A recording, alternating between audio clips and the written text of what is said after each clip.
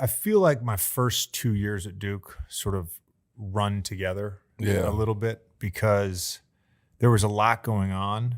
When you grow up a Duke fan for 10 years, 8 years old to 18 years old, and you have this idea in your head of how cool it must be to play for Duke. Yeah, And don't get me Duke. wrong, it was cool. Do you know But how there was a hard it lot was? of shit that went with it. Yeah.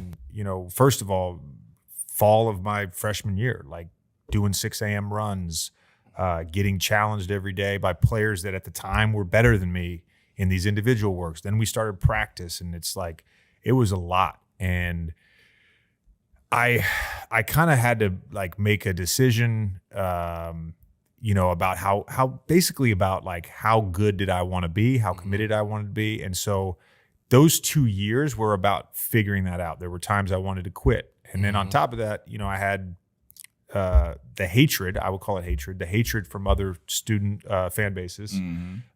People calling my cell phone, calling me the Antichrist everywhere I went, like people talking about having sex with my little sister who was 12 at the time. It just became a lot. And I'm 18, 19 years old, and I don't have the ego structure, the confidence, the security in who I am to sort of deal with that.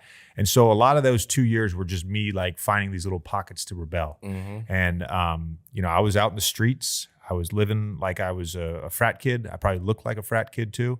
And it was like, it was detrimental to everyone around me. And so after my sophomore year, that's when Coach and Wojo and Collins kind of brought me in. It wasn't an ultimatum, but they really challenged me. And I remember Coach Collins said, you can keep doing what you're doing. I made third team All-American my sophomore year. It was the worst fucking year of my life, and he said, you can keep doing what you're doing. You're going to score 2,000 points at Duke. And, it's like the sad thing is we'll never know how good you can be. And so they put me on a hourly to the hour, every day that summer. I followed it. I still have the sheet in my notebook where I keep my personal items of my schedule. And that summer between my sophomore and junior basically set the stage for the rest of my life.